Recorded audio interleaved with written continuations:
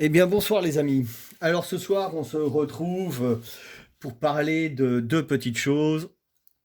Du moteur d'un gars que je viens de refaire en Airsal Course 45 et d'un petit commentaire qu'on m'a fait par rapport aux 80 top perf sur Derby le dernier coup, où Titouan, qui se nomme, n'était pas d'accord avec moi en parlant du piston de top perf, qui est quand même beaucoup plus fragile que les autres pistons, qui, comme tout le monde sait, c'est pas un peu, on va dire, la maladie, mais c'est les problèmes des pistons top perf qui ont tendance à fêler et à percer. Donc on va développer un petit peu là-dessus et dire pourquoi je suis pas d'accord avec lui. Après, chacun son opinion. Euh, et après, on parlera du moteur pour vous donner un petit peu des petites infos qu'il y a sur ce moteur-là. Alors après, là, c'est normal, hein, il manque une vis. C'est parce que j'ai pas eu le temps de la mettre. J'arrivais pas à en retrouver. Comme j'ai fait ce moteur-là sur mon temps personnel pour le gars, parce que je vais raconter un petit peu l'histoire. Donc il faut que j'en mette une tout à l'heure. Je l'ai retrouvée. Donc c'est normal s'il en manque une. J'ai pas encore eu le temps de la mettre. Je vais la mettre tout à l'heure. Parce qu'il repart demain. Donc voilà, je voulais parler un petit peu de l'histoire du top perf, des problèmes de piston qu'ont les bas de jupe qui pètent, enfin qui pètent ou qui fêlent, et du piston qui ne font pas comme on voit sur, alors comment dire, qui ne font pas, qui se déforment, qui fêlent dans le milieu, qui percent, mais pas percés parce qu'ils ont fondu à cause d'une bougie trop chaude, qui percent parce que la calotte s'est déformée, s'est fendue sur toute la longueur, et du coup c'est affaissé et ça provoque une fissure. Donc moi, ce que je pars de la déduction, après ça n'engage que moi, et je vais donner un petit peu les explications du pourquoi du comment qu'est-ce, c'est que chez Top Perf, c'est préconisé, un petit peu comme d'ailleurs chez tous les constructeurs, c'est préconisé de changer le piston assez souvent. Chez Top Perf, je crois que ça doit être 3000 km pour du roulage all day. Fast, pour du roulage all day, c'est 600 km la segmentation, 1200 km piston segment. Donc voilà, pour vous donner un petit peu la chose. Alors moi je dis que c'est un peu normal que les pistons Top Perf pètent, les badges fail. Alors, ils fail aussi bien devant que derrière. Devant, je vais donner ma solution et mon avis personnel parce que j'ai déjà vu ça et je pense qu'il y a des soucis un petit peu là-dessus. Là, c'est pas le souci du piston, c'est le souci du carter interne en lui-même sur AM6 parce qu'il y a un petit défaut. Enfin, c'est pas un petit défaut, c'est à la fabrication au moulage qu'il y a ce petit défaut-là et que si on s'en rend pas compte, bah, ça provoque cette fissure-là devant. Mais derrière, c'est tout simplement en général moi, pour mon avis personnel, c'est quand le piston est trop vieux. Et du coup, je vais vous montrer pourquoi j'ai sorti plusieurs pistons et pourquoi ça ne le fait pas sur certains pistons ou certaines marques et pourquoi ça le fait sur les top perf. Parce que justement, le piston est trop vieux, à trop de kilomètres. Il y a donc le problème du kilométrage et le problème du choc thermique. Parce que c'est souvent derrière que ça pète. Parce que forcément, derrière, on va être d'accord, enfin vous allez peut-être être d'accord avec moi ou pas d'accord avec moi. Derrière, il y a le choc thermique parce que forcément, le moteur, piston, tout ça c'est chaud. Il y a l'arrivée des gaz frais dessus, donc choc thermique. Et au bout d'un moment, le bas de jupe fêle de chaque côté, hein, échange thermique, vibration, tout ça, et puis kilométrage. Alors Titouan, lui, me disait que quand le cylindre est bien préparé, le piston ne bouge pas, que ce soit sur les 86 top alu ou 80 top performante sur Derby. Eh ben, va falloir qu'on m'explique. Moi, je suis ouvert à toute proposition.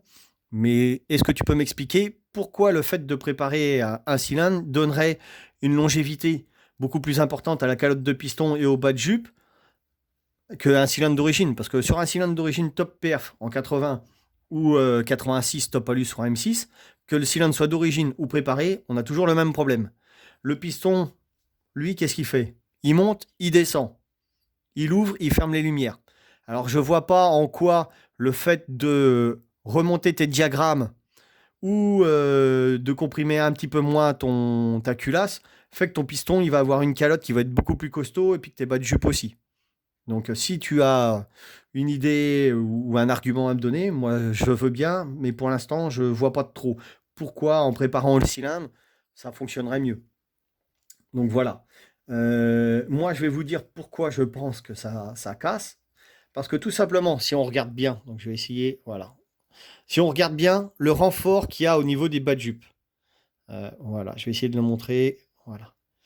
Quand on voit la taille des renforts, alors j'ai pas pris mon pied à coulisse, hein, mais ça fait à l'œil nu, ça fait le petit renfort qui est à l'intérieur ici. Allez, à l'œil nu, ça fait 4-5 mm. Si je vous montre, donc ça c'est un piston de top noir. Donc c'est pareil, hein, la même chose.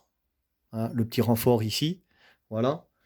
Alors, il y a aussi la longueur de la jupe qui y fait. Hein, parce que forcément, plus le piston, plus la jupe va être longue, plus l'effet de poussée dessus et de basculement d'avant en arrière va forcer sur soit le devant ou le derrière du bas de jupe.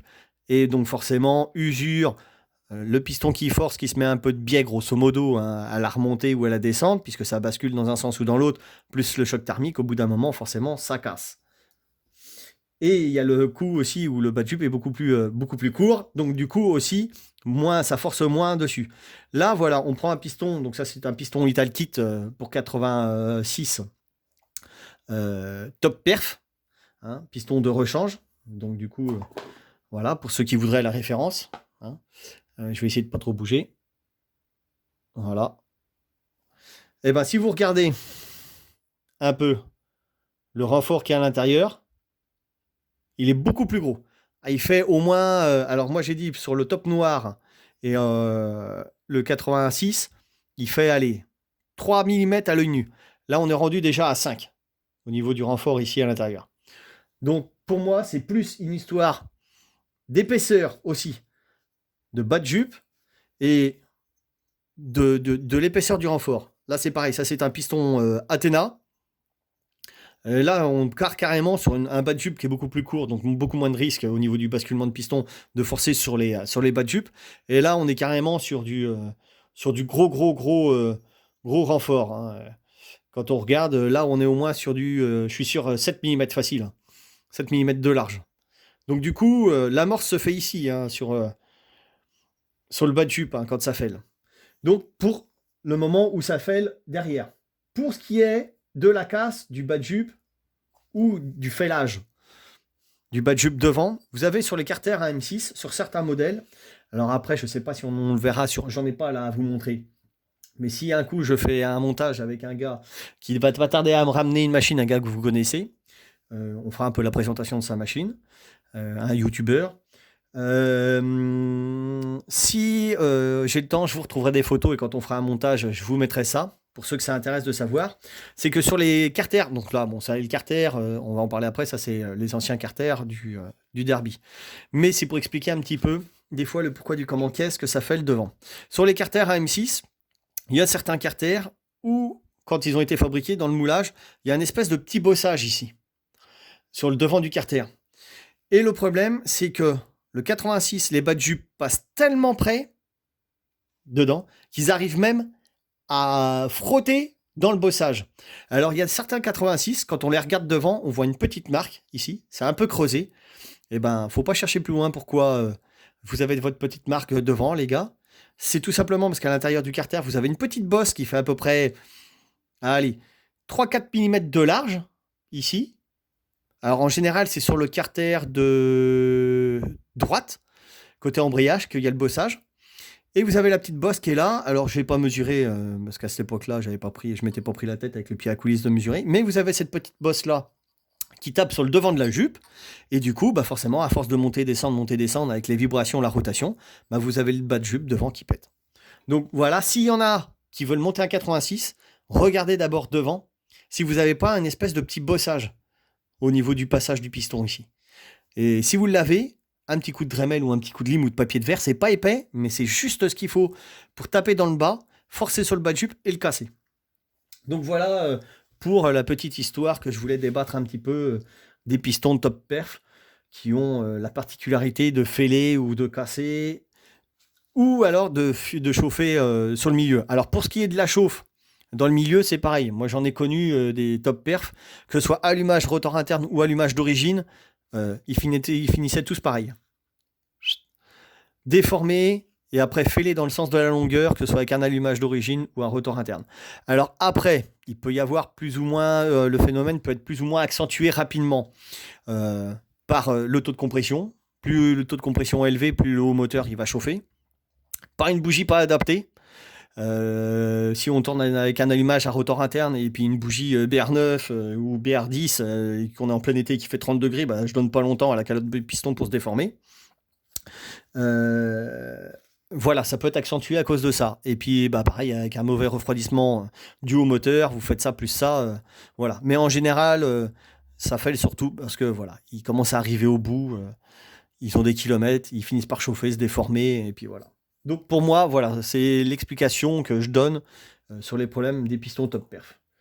Donc c'est pas que c'est une maladie, mais c'est que voilà, on va trop loin sur les pistons, ils sont pas changés assez souvent, et puis bah voilà ce qui se passe. Donc voilà pour ça. Donc maintenant, on va passer sur le Derby Euro 3 d'un gars qui m'a contacté, qui était vraiment dans le caca. Donc ça c'est un moteur qui normalement, ça fait 1 an qu'il devrait tourner. Et donc il m'a contacté pour me demander si je pouvais pas lui remonter son moteur, parce que avant il tournait avec des carters qui étaient comme ça. Donc bah, préparer un peu à l'arrache, à la va-vite, marteau burin, hein, vite fait. Donc bah, quelques soucis dedans. Voilà, on va essayer de montrer un petit peu ça. Voilà comment c'est fait. Oui, voilà, ou un peu mieux. Donc il a réussi à retrouver des carters. Et bah, le problème, c'est que bah, personne ne pouvait lui faire l'usinage pour passer le vilebrequin, le pied de bielle. Donc c'est exactement le même principe que sur le 88 Stage 6 que j'ai fait l'autre coup. Donc j'ai fait exactement le même passage de bielle et de pied de bielle. Donc c'est exactement la même chose. C'est un vilebrequin Ersal qui est dedans dans celui-là. Donc pour ceux qui voudraient revoir comment moi j'ai fait et ce que j'ai donné comme explication pour les mesures, bah, retournez voir sur le 88 Stage 6. Le Street Race France. Et donc celui-là, le gars, donc j'ai fait un peu de kilomètres pour aller lui chercher, pour lui remonter. Je lui dis d'accord, pas de problème, je vais te refaire ça sur mon temps libre et te le remonter. Parce que bah forcément, bah il a tout démonté, il avait des potes à lui qui étaient là pour le démontage, tout ça, mais pour le remontage, comme on dit, bah après il n'y a plus personne et personne ne voulait lui refaire ce moteur-là. Parce que c'est sûr qu'en garage, vous n'allez pas demander à un concessionnaire de vous remonter un cylindre quitté, il va vous dire hors de question. Et il trouvait personne pour lui remonter, donc ça fait 1 an que, d'après ce qu'il m'a dit, hein, après voilà, mais ça fait 1 an qu'il galère et que son moteur est démonté et qu'il roule pas avec sa machine. Donc bah, je pense qu'il va le voir ce soir parce que je l'avais prévenu que j'allais lui faire une petite vidéo pour lui parler de ça. Donc j'ai pris son montant pour lui faire ça, les joints, tout ça, ce que j'avais un petit peu en stock à droite à gauche, je lui ai mis ça dedans. Je lui compte rien du tout pour ça, pour le montage des joints, tout le bordel. J'ai changé tout ce qu'il fallait pour lui refaire un moteur complet à neuf, même la peinture. Je lui compte rien du tout. C'est que sur du temps libre que je lui refais ça. Donc voilà. Alors pour les diagrammes, pour ceux qui voudraient savoir sur un 88 Ersal ce qu'on a, donc je vais vous donner un petit peu ce que moi j'ai monté, ce que j'ai trouvé. Donc dans le pack du 88 Ersal, pour celui qui veut monter, alors j'ai pas essayé avec plusieurs joints en base, hein, parce que j'aurais pu faire des essais de taux de compression, de squish, tout ça, et de diag avec différentes cales d'épaisseur, vous donnez ça, mais là j'en avais pas d'autres de Ersal à faire. Enfin, quand il m'a donné toutes les pièces qu'il y avait, il n'y avait pas d'autres cales avec, il n'y avait que la cale en cuivre qui m'était fournie avec, et comme c'est pour un montage all day, j'ai décidé de voir ce que ça donnait déjà avec ça. Je vais vous donner ce que j'ai trouvé moi comme mesure avec cette cale-là. Comme ça, pour ceux qui veulent monter directement sans trop s'emmerder ou qui n'ont pas forcément l'outillage pour prendre le squish, le taux, tout ça, ils pourront monter ça directement plug and play avec la petite cale en cuivre qui est fournie avec ce cylindre-là. Donc, d'origine, donc du coup avec la petite cale, donc Vilebrequin Ersal ou BRK Course 45, la petite cale en cuivre, vous avez un squish de 0,82, ce qui est pas mal, hein, vous êtes tranquille. Vous avez par contre, alors je l'ai repris 3 fois, parce que j'ai dit c'est pas possible, les diags sont super hauts, je dois être bourré ou il y a quelque chose. L'échappement n'a pas été retouché, hein, c'est stock. Là le cylindre est monté stock. J'ai 202 à l'échappement. 3 fois je l'ai contrôlé, hein. 3 fois je l'ai repris, regardez si le disque n'avait pas bougé, si j'étais bien en face. Et non, j'ai bien 202 à l'échappement et j'ai 130 aux latéraux. A et B, j'ai 130. Et pour un taux de compression de 14,75. Donc ce qui est pas mal. Alors, ici ça va se tasser un petit peu, on va être à 14,90. Donc ce qui est vraiment pas mal pour un petit air-sale, hein, comme ça, avec la cale en cuivre d'origine. Donc pour ceux qui veulent monter ça, je le répète, j'ai un squish de 0,82, des diagrammes d'échappement de 202 d'origine, je n'ai rien retouché. Et port A, port B, moi je retrouve 130 et 14,75 de taux. Donc voilà, pour celui qui veut monter ça direct, il monte ça comme ça, il a déjà ces données-là. Dessus, je pense que c'est une pipe, j'ai même pas fait attention. C'est une pipe mal aussi orientable, hein, qui ressemble un petit peu au top perf, et une boîte à clapet, je crois, VL17. Donc voilà. Donc dessus, il y a un petit allumage MVT premium, tout simplement basique, hein, le truc qui marche bien. Et puis en bougie, il faudra qu'il la change. Bon, bah là, pour cet hiver, il peut rouler avec une B10 ES. Mais après, bah, quand il fera beau cet été, il mettra soit une GK 105 ou autre chose. Donc voilà pour un petit peu ce qui est de monter dessus. Après, embrayage New French, je crois, dessus. 5 disques. Et puis boîte d'origine. Tout le reste est d'origine. Et puis bah, entièrement refait de A à Z. Pompe à eau, joint. Voilà, pour repartir à neuf, qu'il puisse au moins rouler. Et je voulais qu'il soit prêt pour Noël. Comme ça, c'est ma petite BA pour moi de Noël. Et puis le gars, il pourra rouler. Donc voilà. Et puis bah, bientôt, on va repasser donc, sur une MRT qui va arriver d'un gars que vous connaissez. Je dis pas qui c'est. Il doit passer dimanche. Donc peut-être que dimanche, si on a le temps, on fera une petite vidéo. Et puis on partira. J'ai un gars que je connais aussi qui doit passer on montrera ça ce coup-ci, un petit moteur en BRK sur AM6. Donc on va développer un petit peu sur de la M6 aussi, deux, trois petites choses. Sur le BRK, je vous donnerai un petit peu comme d'habitude, comme là, les taux, les squish, pour ceux qui veulent monter ça, sur un 88. Et puis voilà. Et ben sur ce les amis, et ben je vous souhaite bonne fête. Et puis à la prochaine.